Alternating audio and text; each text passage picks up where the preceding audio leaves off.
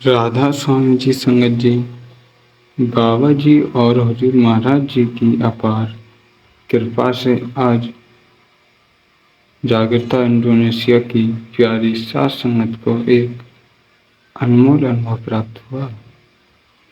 हुजूर जी ने वहाँ की संगत को दर्शन दिए और उनके सवालों का आत्मिक उत्तर भी दिया।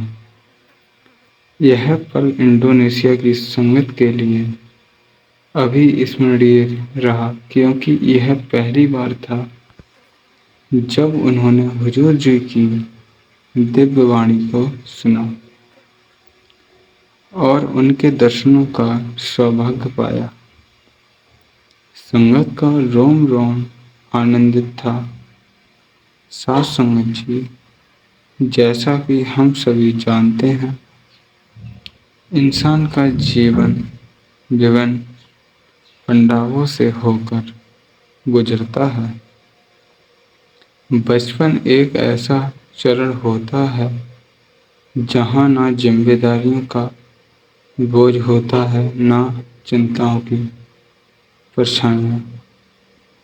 हम अपने माता पिता पर निर्भर होते हैं और हमारा समय खेल कूद, हंसी मजाक और मासूमियत में ही बीतता है। यही कारण है कि लोग कहते हैं बचपन सबसे सुनहरा होता है। ना कोई चिंता, ना कोई जिम्मेदारी, सिर्फ मस्ती और निर्दोष प्रेम।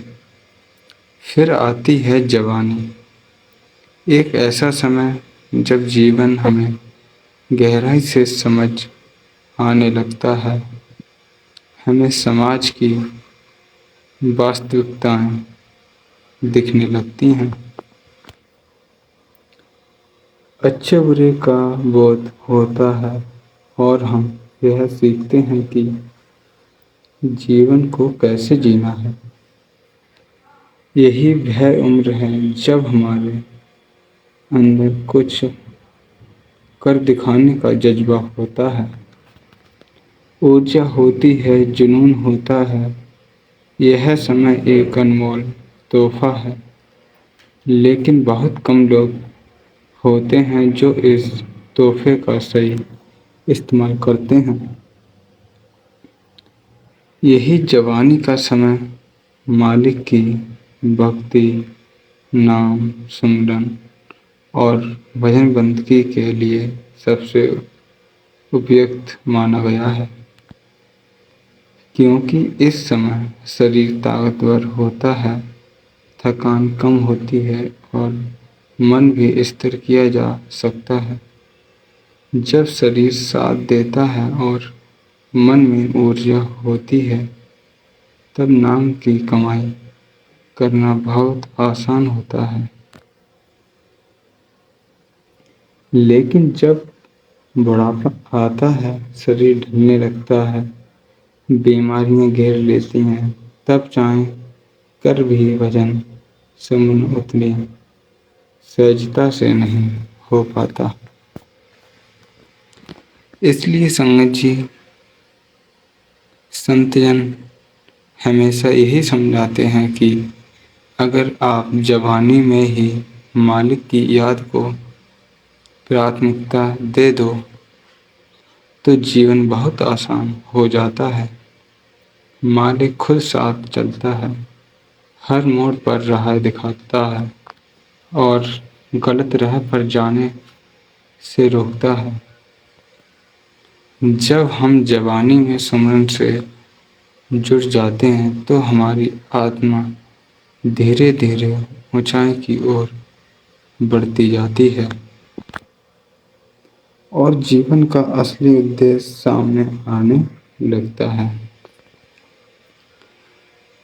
अब इसी संदर्भ में एक सत्संगी बुजुर्ग की कहानी सामने आती है। वे व्यक्ति बचपन से मेहनती थे और जवानी में उन्होंने खूब परिश्रम किया, एक अच्छा व्यवसाय खड़ा किया, घर बार बसाया बच्चों को सभी सुख सुविधाएं दी। उनकी एक बेटी थी और एक बेटा, और वे बेटे से विशेष स्नेह रखते थे। बेटी की शादी हो गई थी और वे बेटे के साथ ही रहते थे। लेकिन नाम की कमाई की बात जब भी सामने आती, वे यह कहकर टाल देते, अभी समय है, बुढ़ापे में कर लेंगे। जैसे जैसे समय बीतता गया, बुढ़ापा आया और शरीर की शक्ति कम होने लगी। उस वक्त उन्होंने मालिक की तरफ मन लगाना शुरू किया, क्योंकि उन्हें समझ आ गया था कि जीवन का अंतिम चरण अब निकट है। वे दिन भर नाम सिमरन की चर्चा करते, भजन बंदगी का महत्व बताते और कुल मालिक की महिमा गाते। आसपास के लोगों को जब यह पता चला तो वे भी प्रभावित हुए। यह कहानी एक गहरी सीख देती है कि अगर वह बुजुर्ग जवानी में ही भजन सुमरन की राह पकड़ लेते तो जैसे उन्होंने सांसारिक समृद्धि पाई, वैसे ही आत्मिक उन्नति भी पा लेते। उन्होंने जो कुछ भी जीवन में कमाया वह सराहनीय था,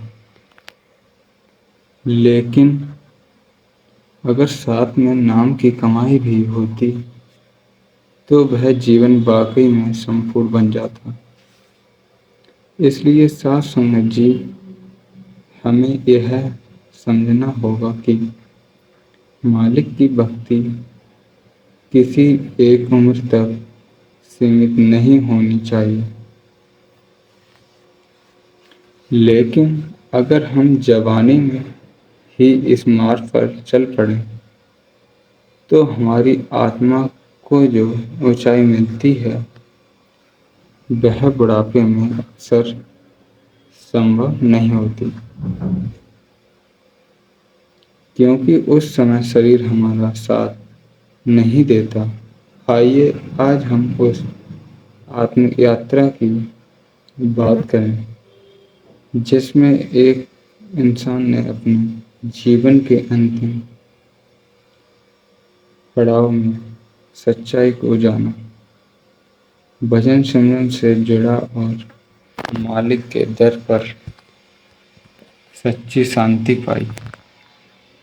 बात एक बुजुर्ग सत्संगी की है जो उम्र के उस दौर में पहुंचे थे जहां उनका मन पूरी तरह रूहानियत की ओर मुड़ चुका था। वे अब नाम की कमाई, सत्संग और मालिक की याद में लीन रहने लगे थे। उनके घर पर अक्सर कुछ सत्संगी भाई बहन भजन सिमरन और मालिक की चर्चा के लिए आया करते थे, लेकिन यह बात उनके बेटे को बिल्कुल पसंद नहीं थी। उसने कई बार अपने पिता से साफ साफ कहा, आप लोगों को घर बुलाना बंद कीजिए। उसे यह सब अनावश्यक लगता था। पिता ने बेटे को समझाने की कोशिश की, लेकिन जब कोई आत्मा मालिक की तरफ खिंचती है तो स्वाभाविक है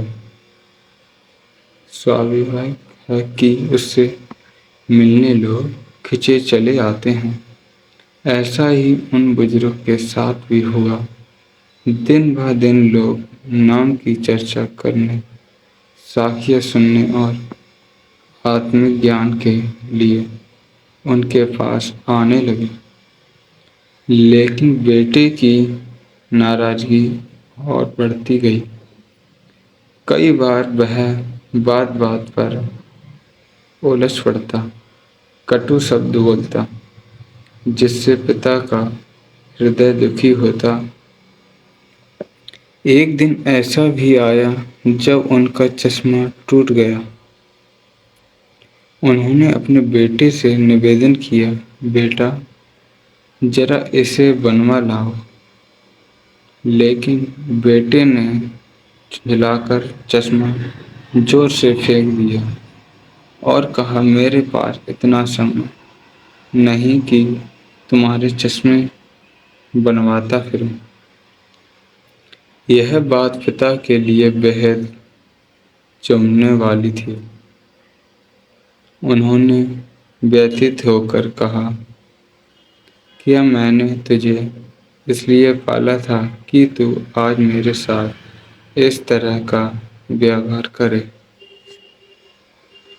यह सुनकर बेटा और भी उग्र हो गया और क्रोध में आकर बोला, अब आप इस घर में नहीं रह सकते। यह बात जब उनकी बेटी को पता चली तो वह तुरंत आ गई और अपने पिता को अपने साथ ले गई। बेटी के घर पहुंचने पर एक नया अध्याय शुरू हुआ। बेटी जानती थी कि अब उसके पिता पूरी तरह मालिक की भक्ति में लगे हैं और वह इस बात से खुश भी थी।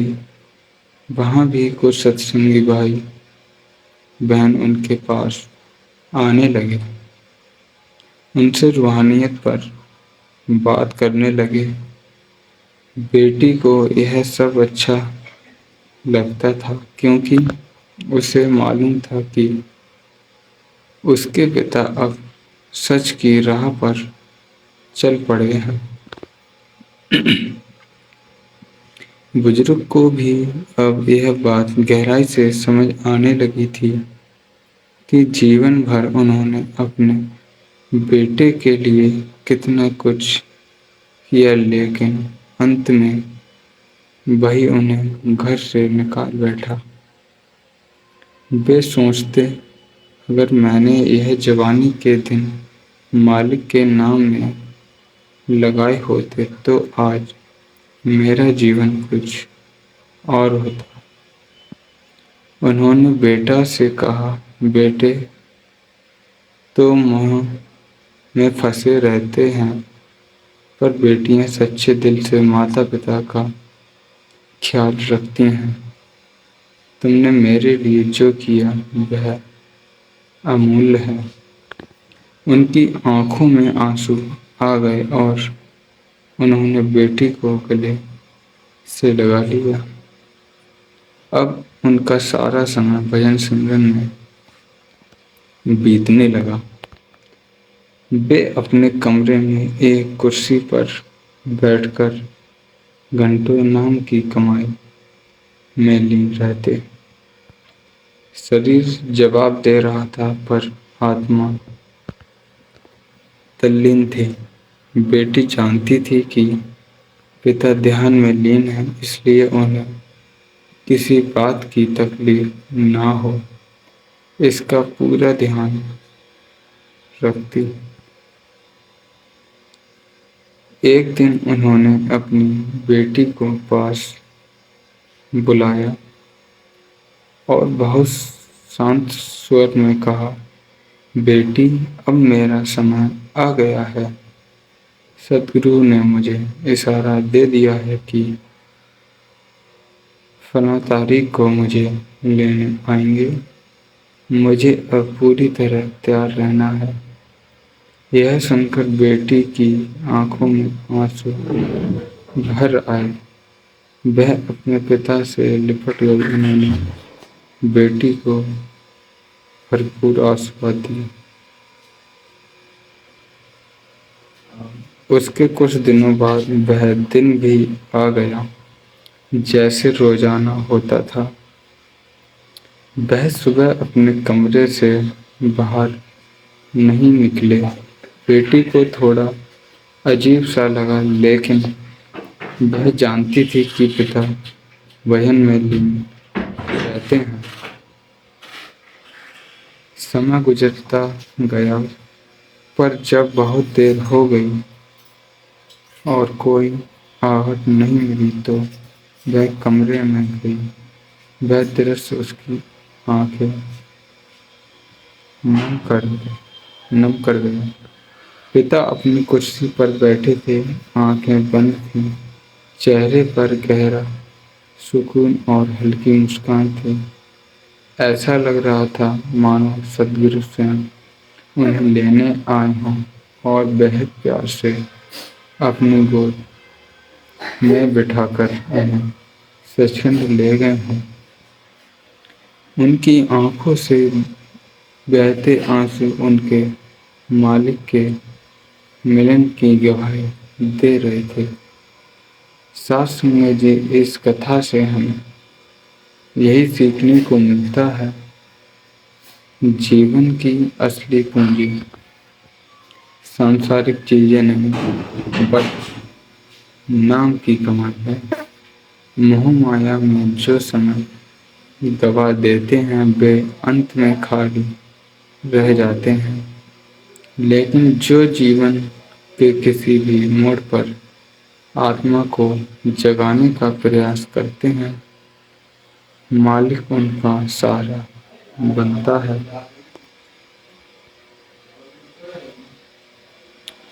प्यारी सास संगत जी, जब उनकी बेटी ने अपने पिता को उस कुर्सी पर बैठे हुए देखा तो उनकी आंखें भर आईं। लेकिन हैरानी की बात यह थी कि उनके चेहरे पर एक गहरी शांति थी, एक मधुर मुस्कान थी। कोई घबराहट नहीं, कोई डर नहीं, बल्कि ऐसा भाव मानो कोई अनमोल मिलन हो चुका हो। ऐसा कौन मुस्कुराता है मृत्यु के समय? संगत जी, सिर्फ वही आत्मा मृत्यु के समय मुस्कुराती है जिसने जीते जी नाम की सच्ची कमाई की हो, जिसने मालिक को पाया हो, जिसने शब्द को अपनी सांसों में बसा लिया हो, और जो जीवन रहते हुए मरना सीख चुका हो। वही मुस्कान होती है जो आत्मा की पूर्णता का संकेत देती है। एक ऐसा एक ऐसी मुस्कान जो इस फानी दुनिया की विदाई नहीं बल्कि सचखंड के स्वागत का भाव लिए होती है। जिन लोगों ने सारा जीवन केवल सांसारिक कार्यों में लगा दिया, नाम की कमाई को महत्व नहीं दिया, वे अक्सर मृत्यु के समय भयभीत दिखाई देते हैं।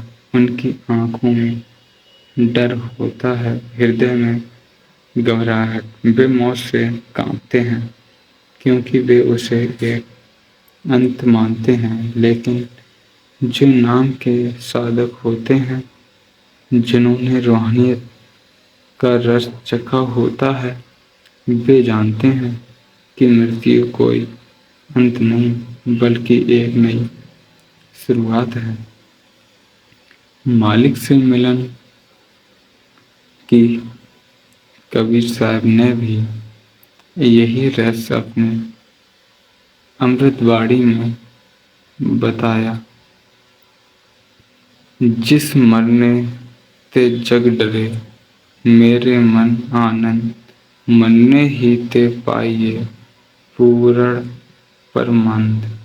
यानी जिस मरण से ये संसार डरता है, वही मृत्यु मेरे लिए आनंद बन जाती है, क्योंकि उसी में आत्मा का पूर्णता मिलती है, वही मोक्ष का द्वार बन जाती है। संगत जी, ऐसी साखियों का मकसद सिर्फ कहानी सुनना नहीं होता। ये आइए ये आईना है जो हमें हमारा अंत दिखाकर शुरुआत बदलने का मौका देते हैं।